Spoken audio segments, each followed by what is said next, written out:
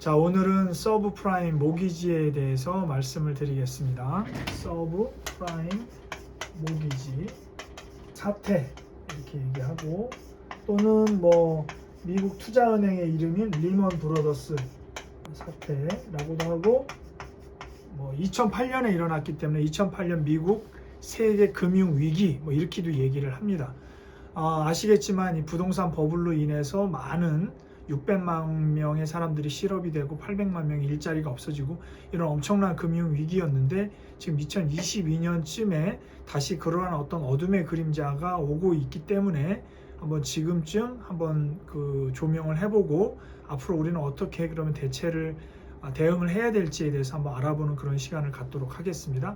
일단은 서프라임 모기지가 왜 일어났는지를 보려면 약 한 100년 전으로 돌아가 봐야 될 것 같아요. 왜냐하면 그 원인이 100년 전부터 시작이 되기 때문에, 제일 먼저 1914년에 세계 1차 세계대전이 일어나죠. 그러면서 미국과 연합군이 승리를 하면서 미국의 경기가 아주 좋아졌어요. 그 전까지만 해도 이제 영국 중심으로 세계 무역이 진행되다가 그 무역의 패권이 이제 미국으로 넘어오게 된 거죠. 전쟁 물자를 만들어내면서 영국은 많이 이제 지쳤고, 그래서 미국이 너무나 좋아진 상황에서 주식이라는 게 이제 부음을 일으켰는데, 문제는 상업은행들, 고객의 돈을 맡아서 유지하고 있는 상업은행들이 이런 주식에 투자를 하다가 이게 너무 과열이 됐고 거품이 일어났고, 그래서 무너진 게 1929년 미국 대공황이라는 거죠. 미국 대공황이 일어났어요. 그래서 엄청나게 많은 사람들이 또 실업자가 되고 주식시장이 붕괴가 됐죠. 그래서 미국에서는 이러한 어떤 규제를 해야 되겠다 해서 예금과 대출만 해주는 상업은행과 또 투자만 하는 별도의 투자은행으로 분리를 해서 고객의 돈이 위험한 투자에 들어가지 않도록 분리하는 법이 만들어졌는데, 이게 이제 1933년 글래스 스티걸법이라고 얘기를 합니다.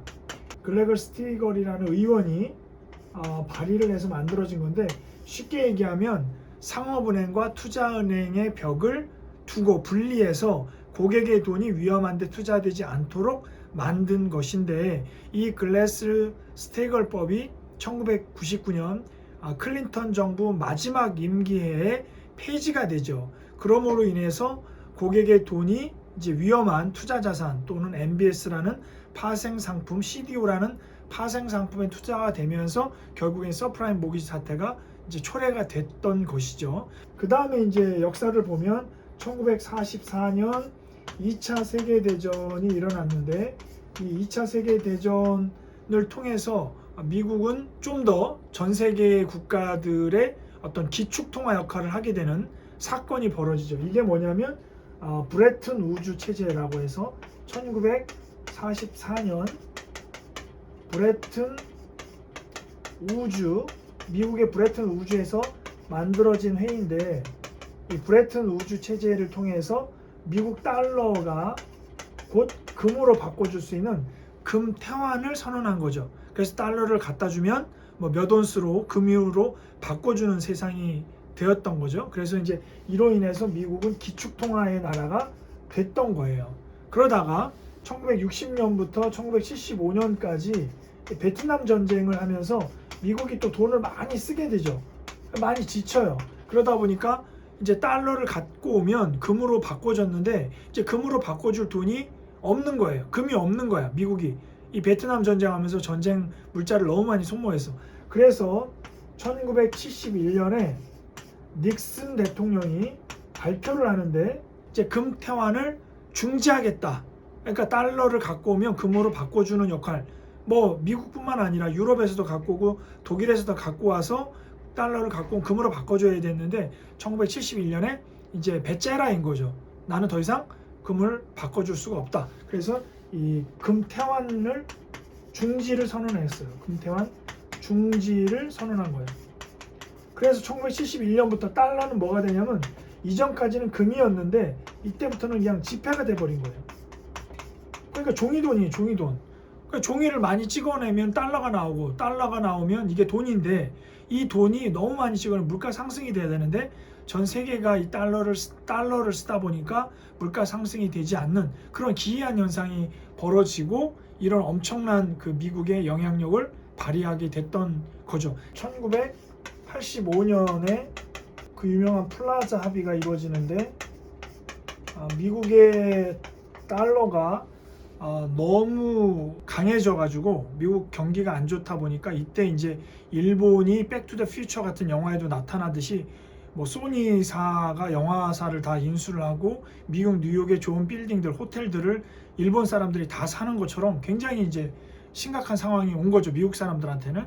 그래서 이 플라자 합의를 통해서 미국 달러 대비해서 이제 엔화나 마르크화를 올리는 거죠. 미국 달러의 가치를 떨어뜨리는 거예요. 그러면 미국의 달러가 떨어지면 예를 들어 수출이 잘 되겠죠. 똑같은 1달러에 예를 들어서 엔화를 갖다가 100엔을 받았는데 미국 달러가 떨어지면 200엔을 받을 수 있는 그런 상황이 오기 때문에 미국 달러의 가치를 떨어뜨리고 엔고는 올리는 거예요. 예를 들어 1달러 미국에 수출하면 1달러에 100원을 받던 수출업체가 엔화가 떨어지니까 50엔으로 떨어지니까 50엔밖에 못 받는 거잖아요, 은행에 가면. 그래서 일본의 수출업자들이 거의 다 이제 망하게 생겼던 거죠. 그래서 그때부터 이 플라자 합의 1985년서부터 시작해가지고 잃어버린 10년, 잃어버린 20년, 이제 잃어버린 30년까지 왔다는 게 바로 이 플라자 합의를 통해서 일어났고, 그리고 여기서 이제 일본을 거의 이제 국제시장에서 미국이 어떻게 보면 제친 역할을 한 거고, 그 다음에 누구였냐면 그 다음에는 이제 미소였잖아요. 냉전 시대였잖아요. 미국과 소련. 그 소련이 또 그 당시 이제 이 원유를 가지고 장사를 많이 할 때였단 말이죠. 그래서 이 소련을 어떻게 하면 좀 힘들게 해야 되니까 원유 생산을 사우디를 통해서 증산을 한 거죠. 그래서 원유 가격을 낮춰가지고 소련이 결국 경제적으로 두 손 두 발 다 들게 만든 모라토리움을 선언한 계기를 만들었어요. 그게 이제 1989년 소련이 이제 붕괴되죠. 그래서 실질적으로 미국은 일본 무너뜨리고 소련 무너뜨려서 결국은 이제 1990년에 이제 클린턴 행정부가 들어와요. 자, 이러면서 이제 미국은 어떤 상황이 되냐면 그레이트 아메리카가 되는 C1. 이제 그때는 중국도 뭐 그렇게 큰 힘을 발휘하지 못했고 소련은 날아갔고 일본도 이제 맥을 못 추고 있고, 그러니까 미국이 아주 무소불위의 힘을 쓰기 시작한 거예요. 그러니까 클린턴 행정부는 너무너무 사실은 좋은 시절이었죠. 그러면서 이제 클린턴 행정부에서 정말 해피한 아메리카 시대가 이제 진행이 됩니다. 그러다 보니까 이제 옛날 1934년 미국 대공황 때를 잊어버리고 슬슬 이제 상업은행들이 이제 로비를 하기 시작해요. 그래서 로비를 해서 이 글래스 스티글법을 폐지를 해야 된다라는 로비를 벌이게 되고 결국은 폐지를 했죠. 언제? 1999년에 클린턴 행정부 마지막 해에 글래스 스티글법이 폐지가 돼요. 이 얘기는 무슨 얘기냐면 결국 고객들의 돈을 받아가지고 이 돈으로 위험한 투자은행, 파생상품에다가 투자가 가능하다, 이렇게 된 거예요. 그러니까 규제가 굉장히 느슨해진 거지. 이러므로 인해서 이제 서프라임 모기지의 발단이 시작이 되는 거예요. 자, 그러면 이렇게 이제 1999년에 글래스-스티글법이 폐지가 됐고, 그리고 나서 바로 이제 부시 정부가 들어왔는데 2000년에 무슨 일이 있었냐면 2000년에 IT 버블이 있었죠. 그래서 IT 버블 뭐 요즘 같이 얘기하는 뭐 페이스북이나 애플이나 아마존 같은 이런 IT 버블이 터져가지고 굉장히 어려웠어요. 그 다음에 또 뭐가 있었냐? 2001년에 이 그 9.11 테러가 있었어요. 그러면서 IT 버블이 일어났고 9.11 테러가 있으면서 미국 경기가 어땠을까요? 안 좋았겠지. 안 좋으면 제일 먼저 쓰는 게 뭐예요? 소비를 늘려야지 경기가 살기 때문에 이제 금리를 낮춰요. 그래서 금리 인하가 들어간다고. 금리를 엄청나게 인하합니다. 그래서 제발 저축하지 말고 소비를 해라 라는 이제 무언의 신호를 하는 거죠. 그런데 사람들이 이제 금리가 낮아지니까 이 낮은 금리로 할 수 있는 게 뭐죠? 네, 집을 사는 거예요. 그래서 주택 담보 대출이 이제 대출이 늘어나기 시작해요. 그래서 집값이 막 올라가기 시작하는 거예요. 이제 대출 받아가지고 집을 사니까 너도 나도 집을 사니까 이때부터 미국의 집값이 엄청나게 올라가는 거예요. 2005년에 미국 주택 가격이 피크를 칩니다. 그만큼 엄청나게 이제 대출이 일어났어요. 미국 금리를 낮추는데 너무 많이 이 부동산 가격이 올라가다 보니까 그 당시에 이제 그린스펀이라는 연준 의장이 너무 이제 물가가 올라가기 때문에 금리를 올리기 시작한다고 1%에서 2%, 3%까지 올렸는데도 불구하고 기준금리는 올리는데 시장금리는 안 올라가는 거예요. 나중에 알고 보니까 중국을 포함한 동아시아 국가들이 이 미국의 국채를 많이 산 거예요. 국채를 많이 사다 보니까 국채의 가격이 올라가죠. 채권의 가격이 올라가죠. 채권의 가격이 올라가면 어떻게 됩니까? 금리가 떨어지는 거죠. 그러니까 시장금리는 계속 떨어지는 거예요. 그러니까 기준금리를 올리는데도 시장금리는 떨어지니까 어떻게 대출금리도 여전히 낮은 거야. 그러다 보니까 자산의 가격은 계속 올라가고 금리는 낮으니까 계속 대출 받아가지고 집값은 계속 올라가니까 이런 오르는 집을 사는 그런 상황이 생기는 거예요. 그래서 이제 주택 담보 대출이 엄청나게 일어나는 거예요. 우리가 이제 하는 게 서브 프라임 모기지 론이죠. 어떻게 보면 론, 대출이죠. 모기지는 이제 주택담보라는 얘기고, 서프라임은 프라임 우량한 건데 서브 지하라는 뜻이니까 우량하지 않다라는 거죠. 그래서 비우량, 그러니까 좋지 않은 사람들, 그러니까 대출을 빌리면 잘 못 갚을 사람들한테 고리에 이자를 받으면서 대출을 해주는 거예요. 요게 이제 문제가 된 건데, 자, 미국의 주택담보대출의 종류는 프라임이 있고, 그 다음에 얼터너티브 A라고 해서 알트 A 등급이 있고, 중간 등급이죠. 그 다음에 이제 서프라임 모기지가 있는 거예요. 서프라임 모기지. 자, 요렇게 해서 대출자가 대출을 받기 시작하는 거예요. 그래서 프라임, 알트 이렇게 해서 세 개를 해가지고 은행들이 뭐 10년, 20년 상환으로 해서 이자를 6%에 받고 6개월 후에 12%에서 20%로 변동되는 복리 이자로 이렇게 바뀌어 나가는 그런 어떤 조건으로 은행들이 빌려줬는데, 이 상황에서 이 은행이 어떤 상황입니까? 지금 이 은행의 저당 채권을 가지고 장난을 치기 시작하는 거예요. 그러니까 내가 이 대출자들한테 프라임이나 RTA 대출을 빌려줬어요. 10년 동안 이자 얼마 내고 원금 얼마 상환해라, 20년 동안 상환해라, 이걸 빌려줬는데 이자를 조금씩 6%씩 받는 게 너무 간질나는 거지. 그래서 이걸 갖다가 어떤 증권으로 만들어요. 그러니까 내가 이 홍길동이라는 사람한테 10년 동안 이자 얼마씩 받고 마지막에 뭐 원금을 얼마 갚는 조건으로 받잖아요. 이걸 갖다가 담보로 해서 이 저당 채권, 앞으로 이 사람들한테 내가 이자와 원금을 받을 거를 나눠서 받을 거를 담보로 하나의 채권을 만들어, 증권을 만들어. 이게 뭐냐면 그 유명한 투자은행한테 이걸 팔아요. 저당 채권을. 그럼 투자은행이 이걸 가지고 뭘 만드냐면 그 유명한 MBS라는 걸 만드는 거예요. MBS라는 거 뭐냐면 모기지 백트 시큐리티. 그러니까 이 주택담보대출을 기반으로 해서 증권을 만드는 거야. 무슨 얘기냐면 내가 홍길동한테 10년 동안 이자 원금을 갚기로 한 거를 갖고 있잖아. 이걸 담보로, 자, 이렇게 하면 이자 원금 합치면 4억이야. 이 4억짜리 내가 받을 게 있거든. 이 채권을 투자은행한테 파는 거예요. 얼마에? 그냥 4억에. 왜냐하면 주택을 담보로 했기 때문에 이 채권은 망할 일이 없는 거지. 주택가격이 계속 올라가고 있었으니까. 그리고 어차피 이 사람들이 대출을 이렇게 해서 여기 투자자가 있는데, 투자자가 이제 이 MBS를 사겠죠.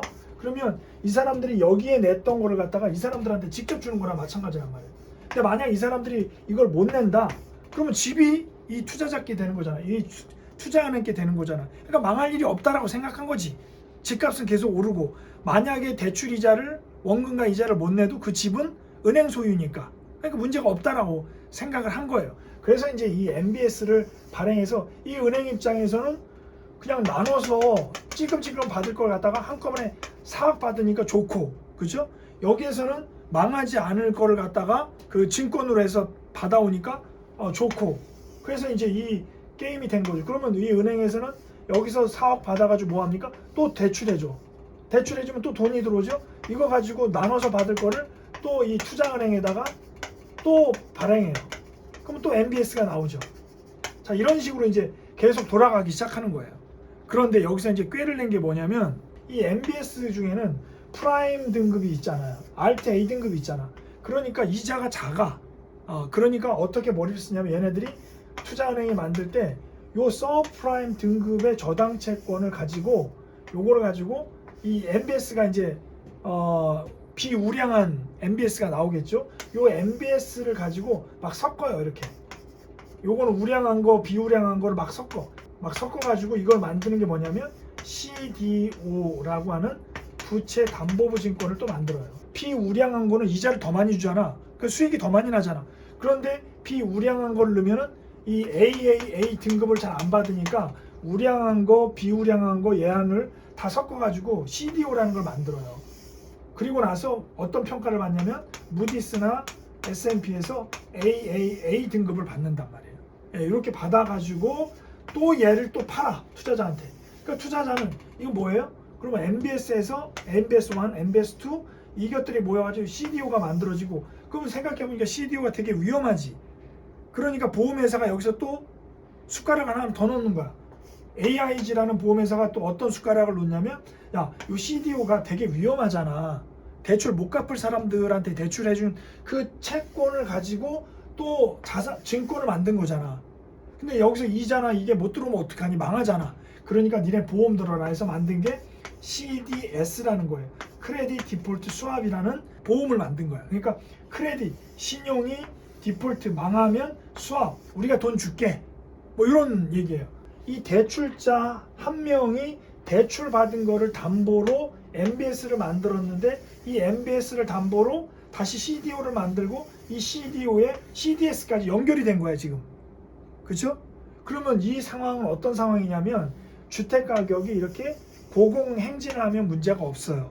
그런데 문제는 뭐냐면 1번 금리 인하를 통해서 화폐를 많이 발행을 했다라고 했잖아요. 그런데도 불구하고 발행량에 따라서 이 자산 가격의 상승률이 아무리 올라간다고 해도 한계가 있기 때문에 화폐를 발행하는 것도 한계가 있고 금리 인하를 하는 것도 한계가 있잖아. 그러다 보니까 이거보다 시중의 이자율이 더 높으면 더 이상 가격이 올라가지 않아요. 그렇죠? 그러니까 가격이 올라가지 않으니까 부동산의 가격이 더 이상 올라가지 않네? 그러면 좀 떨어졌다 살까? 라고 멈추는 사람들이 생기기 시작하죠. 그때부터 부동산 가격이 멈추거나 떨어지기 시작하는 거예요. 그럼 떨어지면 어떻게 됩니까? 예를 들어서 집값이 10억이었는데 미국은 10억짜리 집을 12억까지도 빌려줬단 말이에요. 예를 들어 10억짜리 집인데 8억이 부채고 2억이 만약에 예를 들어 내 돈이라고 생각해봐요. 근데 집값이 떨어졌어. 2억이 떨어진 거야. 그럼 뭐만 남아요? 부채만 남죠. 집값이 안 올라가니까 연쇄적으로 어떻게 해요? 그 대출 이자를 못 갚으니까 미국 같은 경우는 대출 이자를 못 갚으면 결정을 해야 돼요. 그냥 그 집을 포기하면 대출 상환에 대한 의무가 없어져요. 우리나라랑 다르게 대출을 원리금을 갚을 수 없으니까 포기하는 거지. 그래서 이제 다 은행 소유가 되는 거야. 그러니까 은행이 이제 어떻게 되는 거예요? 이자를 받아야 여기서 이자를 받아야 대출자들한테 주는데 이게 이제 멈추게 된 거잖아요. 그러다 보니까 이거 무너지고 얘 무너지니까 얘 무너지고 얘 무너지니까 얘 무너지고 얘 무너지니까 얘도 무너지죠. 그래서 연쇄적으로 은행들이 무너지기 시작한 거예요. 그 중에 대표적인 게 어디냐? 이 리먼 브러더스라는 유태계의 158년 된 역사의 이 투자은행도 역사 속으로 사라지게 된 거죠. 파산을 한 거죠. 구제를 하려고 했으나 구제할 수 없을 정도로 어마어마한 가치가 없어진 거예요. 사실은 요만한 이 대출에다가 이만한 이 파생 상품이 만들어졌고 여기서 부실이 일어나니까 이게 다 무너진 상황이나 마찬가지라는 거예요. 코로나 이후에 그 금리 인하와 여러 가지 화폐 발행을 통해서 재난지원금을 통해서 유동성이 너무 많이 풍부해졌고 이 돈들이 전부는 아니지만 부동산하고 주식에 많이 들어갔고 그로 인해서 사실상 주식 가격이 굉장히 2021년에 상당히 많이 올라갔고 그러다 보니까 또 영끌이나 주린이들이 대출을 통해서 부동산과 주식에 많이 들어갔죠. 그런데 중요한 건 뭐냐면 대출을 활용해서 레버러지를 활용해서 부동산과 주식에 들어가는 건 좋은데 문제는 이게 이제 하방 경직으로 떨어져서 금융 위기가 왔을 때 이 대출을 상환할 수 있는 감당이 되면 상관이 없는데 이 감당을 넘어가는 미국 서프라임 모기지 사태처럼 과도하게 대출을 빌려서 이 대출을 못 빌리고 집에서 쫓겨나는 순식간에 이런 상황이 우리나라도 곧 올 수 있기 때문에 이 서프라임 모기지는 끝나지 않았다라는 겁니다. 그래서 영화가 많죠. 뭐 빅쇼트도 있고요. 그 다음에 인사이드 잡이라는 것도 있고, 그 다음에 마진콜이라는 영화도 있고, Too Big to Fail이라는 영화도 있고, 굉장히 많아요. 이 서프라임 모기지에 관련된 영화들이. 그래서 이 서프라임 모기지 사태를 통해서 앞으로 다가올 1, 2년 안에 다가올 한국 가계부채의 문제에 대해서 준비하고, 그럼 어떻게 준비를 해야 되느냐? 첫째는 일단은 자기가 감당할 수 있는 대출 범위 내에서 대출을 줄여야 돼요. 이게 첫 번째 베이스고, 두 번째는 현금을 준비를 해가지고 실제로 이렇게 폭락하는 사태가 오면 부동산이나 주식을 싼 값에 살 수 있는 기회가 오겠죠. 그래서 현금을 준비해 놔야 돼. 실탄을 준비해 놔야 되는 거예요. 그래서 저렴해진 가격의 어떤 부동산이나 주식을 살 준비를 하시는 거고, 세 번째는 오히려 떨어지는 데다 베팅하는 레버러지 있죠. 그 다음에 쇼트, 공매도 같은 경우도 있고, 레버러지 인버스도 있고, 이런 거를 투자를 해보는 것도 나쁘지 않죠. 지수에 투자하는 것도 있으니까. 이런 방식으로 가장 먼저 대출을 상환하는 거, 그다음 현금을 준비하는 거, 그다음 레버러지 투자를 한번 옵션이나 이런 데 투자해 보는 것도 하나의 방법이 아닐까 생각합니다. 오늘은 여기까지 할게요.